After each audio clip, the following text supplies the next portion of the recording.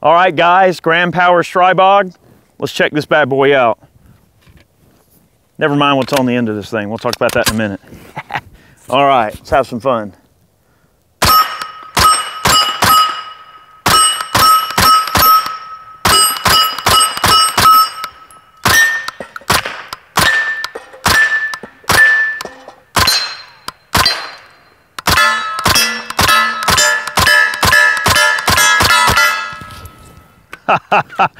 Woo! All right, and guys, welcome back. So Eric here with Iraq Veteran 8888. I was looking around over on Big Daddy, just waiting for these things to come back in stock, and I finally was able to pick one of these up. This is the SP9A1 Grand Power Stribog. It's a Slovakian-produced pistol. This one has an SB brace. SB also makes the brace adapter for this particular pistol. And I'm just using the backup iron sights. I just thought it'd be cool to run this thing with irons. We put our oil filter adapter on here. We manufactured one and thought it'd be cool to try one out, and it just happened to clear the sights just perfectly. And we're like, you know what? We're not even gonna run this thing with a red dot. We're gonna try it with the irons. And we put this thing on, it was shooting exactly to point of aim with 0 point of impact shift. So we thought we'd play around with it a little bit. It's a 1/2 x 28 threaded barrel, okay, 8-inch barrel on this particular gun. It is a monolithic style upper that is 1 extrusion. And you've got M-lock accessory slots machined in here through and throughout. Pick rails on the top and bottom of the receiver. And you know, these guns are really neat. I never really got a hold of one of these early on. When they first came into the country, they were still kind of a new thing. And I know Tim from Military Arms Channel did a heck of a lot of testing of the early pistol when they came in, and did encounter some issues, which they have now fixed those issues. Primarily, one of the big issues was the recoil assembly. Some of the guide rod assemblies, they had like a single guide rod, a dual guide rod. They've now switched to a captured guide rod assembly, and that was one minor issue that they found in the early guns, and then they've now corrected. So to make matters even more confusing, they have an A3 version of this gun that's coming out, if it's not already out now. It may actually already be out and I just don't know it yet. But they have an A3 version that's going to be a delayed roller blowback style of operation. So this one is a blowback that integrates the captured recoil guide rod assembly, okay? So this is an SP9A1 with the updates to the new guide rod assembly. But all in all, it's really neat. It has a magazine release on both sides of the firearm, as well as a bolt stop on both sides that can be actuated right here on this lever. The safety is ambidextrous, okay? We're gonna shoot it a little bit more. That was some Remington 147 grain FMJ. We got 30 round mags and 20 round mags, and we're also gonna be running the gun with some other subs, as well as some defensive stuff. We're gonna leave the oil filter on there just for fun. Nice and quiet. Okay.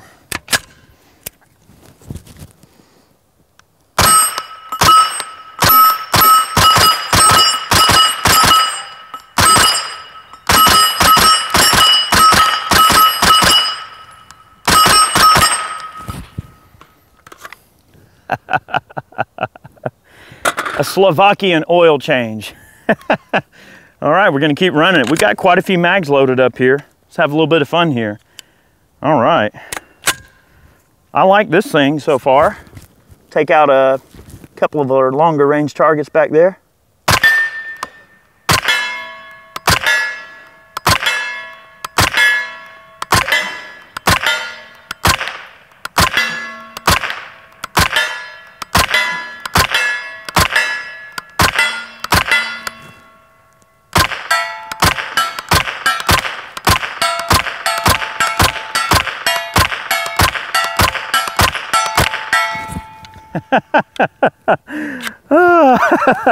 Now, we have not ran this this oil filter adapter this hard.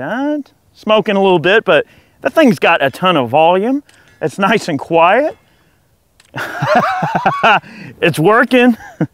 All right, tell you what, we're gonna step away from the subs for a minute in the 147. Let's run some Fiocchi 158 grain subs. These are running at 850 feet per second. I'm sorry, I'm all thumbs today, guys. All right, 158s. Let's give these a try. Man, this thing is great.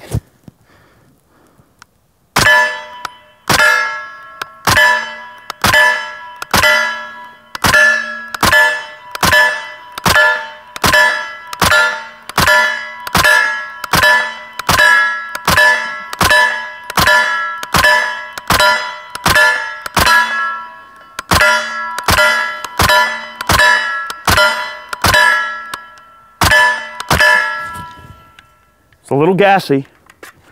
Now, do you think that that back pressure that we're getting the gas out of the port, Chad, do you think that's from the oil filter adapter? You want to try a traditional suppressor? Likely so. All right, I'll tell you what. Just to make sure that that gassiness is not just coming from the oil filter, we're going to change to a little bit more correct suppressor, okay? Let's do that real quick, and we'll get back into the test here. We just thought it'd be fun to try this out. Okay, guys, maybe the oil filter was not that great of an idea. I think we were burning the inside of the filter out. That's cool, though, just to see that it'll work. Now, we've added a tri-lug adapter with an Omega 9K from Silencer Co. We're going to continue the test, and we'll also see if we get any point of impact shift. Another thing I want to mention, too, is Safety Harbor Firearms is now making a lower for this particular gun that can take lot magazines. So you don't have to buy the, you know, specific magazines. It does take a, you know, obviously here we see a proprietary magazine, but that's just something to keep in mind for some of you that might not really like the platform because of the proprietary magazines. You can adapt it to work with Glock mags, which that's kind of cool. All right, so we're going to try Remington ammo again. All right, and we'll see if we get any POI with the Omega 9K. All right, I'm just going to fire one shot, and we'll see where it lands on this bolt right here on the plate. Shooting right where it's looking. Okay, we're going to continue the test here.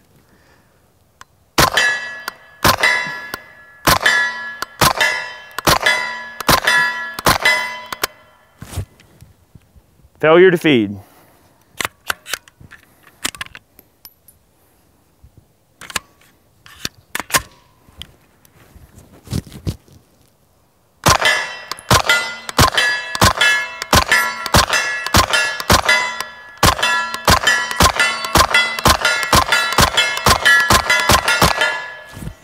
Wow, very smooth recoil on this thing.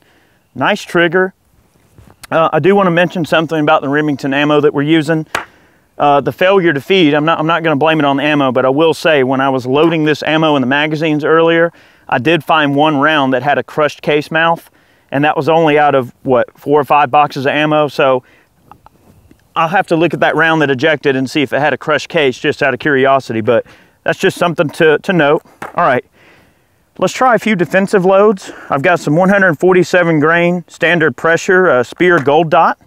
All right, so anytime you're experiencing a gun for the first time, you really want to make sure that it runs defensive ammunition, especially the type of defensive ammunition that you're going to carry in it if you want to use this for protection or home protection or a car gun or whatever.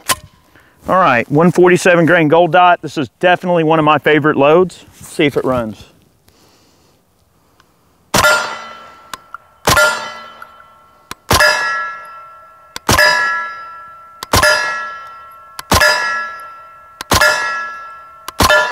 Yeah, look at that accuracy. Not bad at all.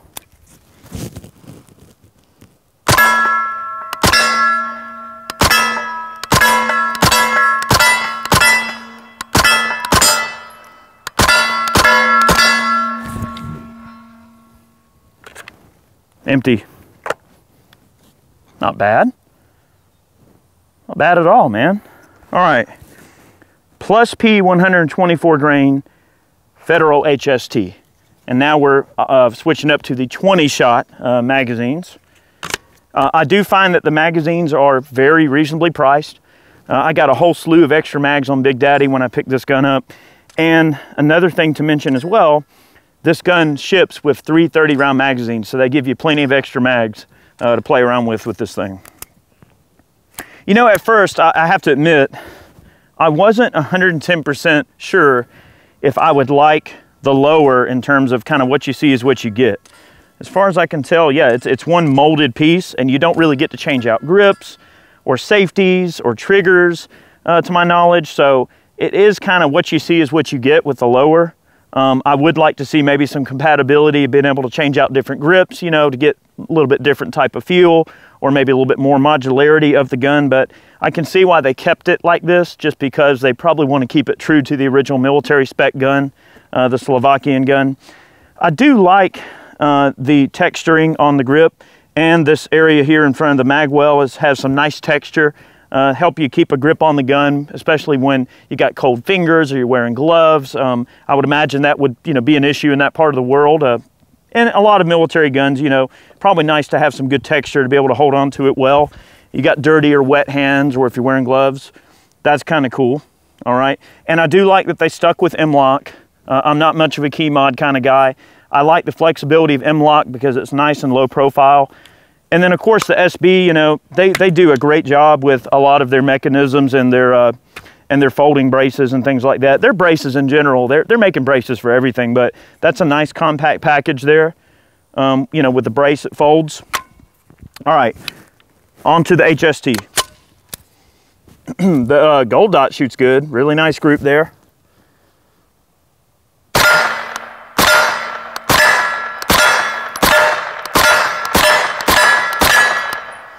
Wow, now that stuff's definitely hotter. It cracks a lot more coming out of this can. You know, the Omega 9K doesn't have a tremendous amount of volume. It's just a good can to like take the edge off. It's one of my favorite suppressors for a 9mm because I just like the compact nature of it, and it's perfect to run on a tri-lug. Tell you what, let's exact some wrath on those sodas here with the HST. Let's see, I've got, yeah, I got about 10 left, so let's see if we can do the job here. Really cool stuff. All right, I'm gonna take a few shots. And man, we've just been running this thing with irons. I mean, in a personal protection type of situation, personal defense, truck gun, a close-in environment, you know, in the home, whatever. Man, it's just such an easy gun to shoot, even with irons. I mean, I would imagine with a nice red dot, it would really make the functionality a lot quicker too, to be able to, you know, transition from target to target a lot faster. The sight is a rear diopter. The front sight is a diopter, but it's got a front sight post in the middle. And I thought, you know, it'd be really cool to take this front sight post out, okay, and maybe like drill that hole out. Instead of having a white dot, maybe have a miniature diopter inside of a diopter. And that way your eye kind of finds the middle of that sight. It's actually a very intuitive style of sights to use on a gun like this. So I'm gonna demonstrate that on these sodas. I'll tell you what, I'm gonna take these sodas out as fast as I can. And let's see, knock on wood, we're not gonna miss a single one. Now the one second to the left's already been shot. I'm gonna hit it on the bottom. All right, we ready here?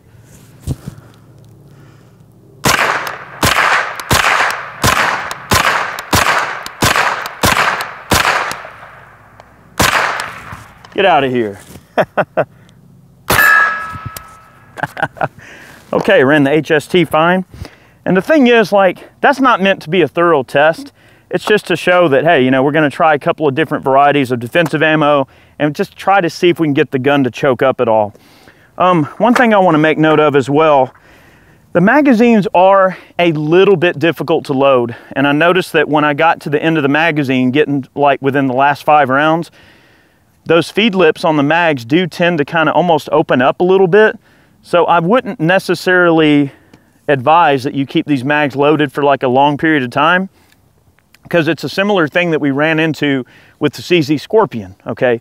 I had some loaded CZ Scorpion mags that I left loaded for about, I wanna say almost a year, and then we took them out and we had some issues out of them. Now, once we emptied them, shot them, and then I kind of just squeezed the mag a little bit, squeezed it back in place and loaded it again, it worked just fine.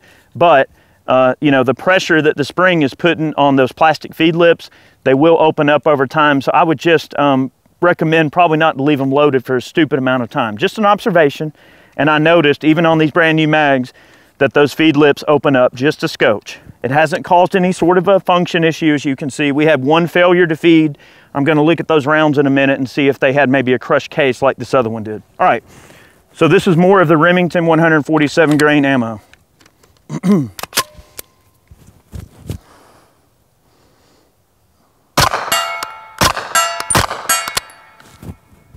Failure to feed.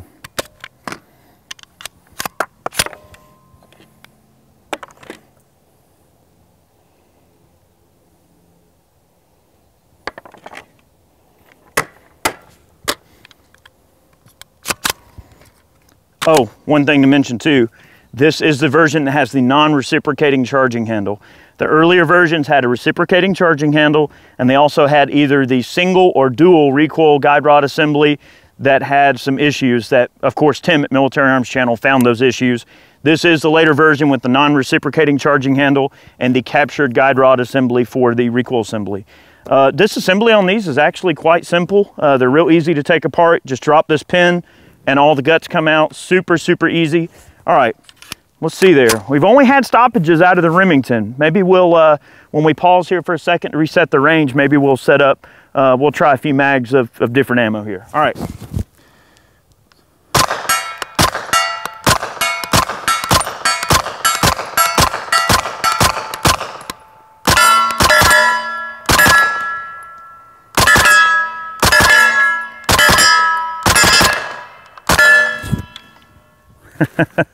Super easy to shoot rapidly, you know, just a really, really fun gun to handle, and I like it. You know, time will tell how this thing holds up for the super long haul, but we always like to take some of these guns out for the first time and just run them, see how they do. We clean the preservatives off, swab the barrel, load the mags, and we go, and we report what we see as we see it, and you guys kind of learn along with us. So the only stoppages we had in this entire range of magazines here was the Remington 147 grain. That round doesn't look too goofy, although it does actually, if you look at it, it does look a little bit bulged. So that might have been part of it. And then let me grab these ones off the ground here. Let's see. Okay, here's the ones that we ejected earlier from our stoppage. Sure enough, that sucker's bulged like a scone. Look at that, Chad. That one's bulged. That one's normal. So when I ejected the stovetop round, it pushed around out of the top of the magazine too, and that's the one that fell on the ground. This one looks like it's probably okay, but sure enough, the two stoppages that we had, you can see a noticeable bulge on the ammo. So that ammo looks to be out of spec, and then also the crushed case that we culled when we were loading the magazine. So I'm gonna show a close-up shot of those. Take that for what you will, guys. Let's try a couple of different brands of ammo, just so we can really see. And look, I'll test some more defensive stuff too. Let's do it. All right, we're gonna continue testing some of our ammo here out of the Stribog. Norma NV 124 grain. Let's see how this stuff runs. So far, the only stoppage we've had has been out of the Remington, and I'm thinking that it is an isolated incident related to that ammo, but we'll see. Let's see if we get through all this ammo. All right.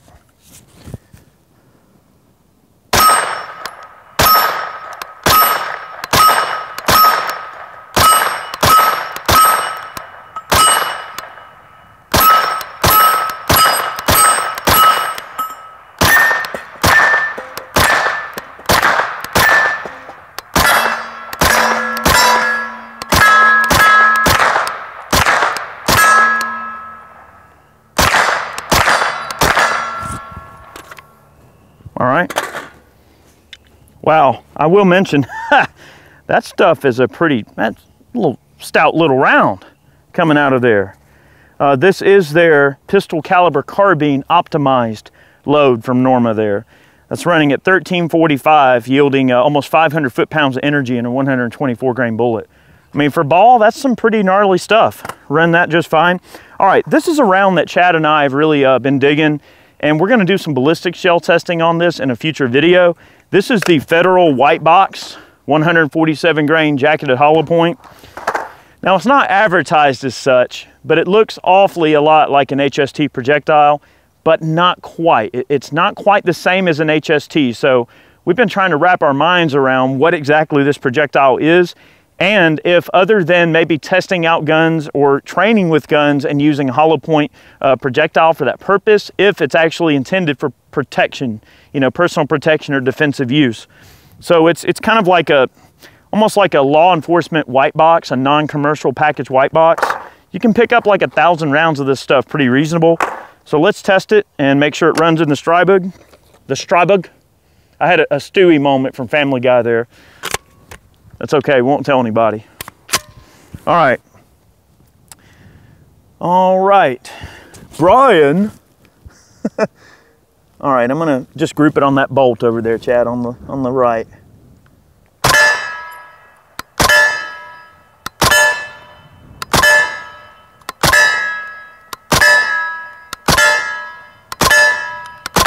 I mean, with iron sights, I mean, it's just stacking those rounds right in there on that bolt. I mean, if with a red dot, you know, with that dot dialed down really low, I could probably shoot it a little bit better. But man, for irons, that's fantastic performance. I'm very, very happy so far with the performance of this pistol. This is a great option for somebody that doesn't want a Scorpion. This is a nice Scorpion substitute, okay? Now, we're fans of the Scorpion. I love the CZ Scorpion. It's a great pistol. But this one's awesome too. For about the same money, dare I say, this one might have a slight edge on the Scorpion because this comes with the folding SB brace. It's ready to go. There's no, you know, nothing to report there. Now, the Micro Scorpion has the collapsible brace, but it's a little bit more expensive than this gun. So that's just something to keep in mind. This does represent an excellent value, especially if you like the B&T stuff. Like, this is sort of a poor man's B&T. All right, that's what I'm gonna call it anyway. All right, nothing wrong with that.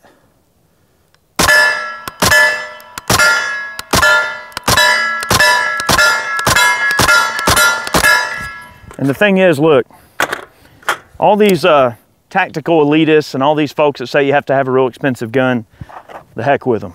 Because the thing is, I don't care what level of income somebody has or what they're willing to spend on a firearm. I feel like people, you know, have the right and should protect themselves. And you protect yourselves with whatever the heck you can get, okay? Don't let anybody give you any crap. And the thing is, even at the price that these Stribog sell for, you know, they're still a little bit on the, you know, expensive side. It's not a cheap gun, you know what I mean? But I dig it. All right, let's continue the test. S&B Tactical. This is 140 grain subsonic, yeah, subs. All right, let's give these a listen. I'll shoot a few down in the dirt for y'all.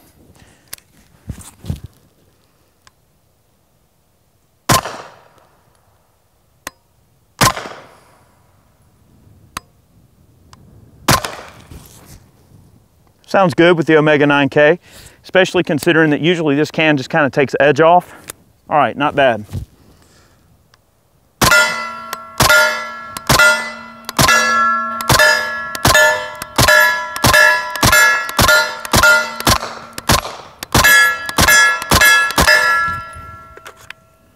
Not bad. You know, at first I wasn't sure if I'd like the trigger on this gun that much, but after shooting it a bit, not bad at all. I'd put it right in line with the CZ. And honestly, you know, in terms of build quality, I would put the build quality in line with a good CZ. You know, definitely not bad at all. And I like the one-piece upper, you know, the monolithic upper, just nice and rigid. And, you know, just, it does, I guess, there's one tiny complaint that you would have about a monolithic style upper is that you can't really change out different rails and different things like that. Again, not a whole lot of, you know, compatibility in terms of being able to change out grips and triggers and safeties and things. Now imagine like Safety Harbor has the Glock lowered, that's cool and everything, but the only thing about that monolithic style of upper is that you do lose a little bit of customization, but it does make a nice rigid setup. I mean, this thing feels nice and solid. All right, last but not least, we got some Fiocchi 115 grain supers, 1,200 feet per second.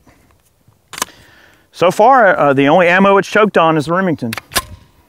That's not a shot at Remington, it just is what it is. Okay.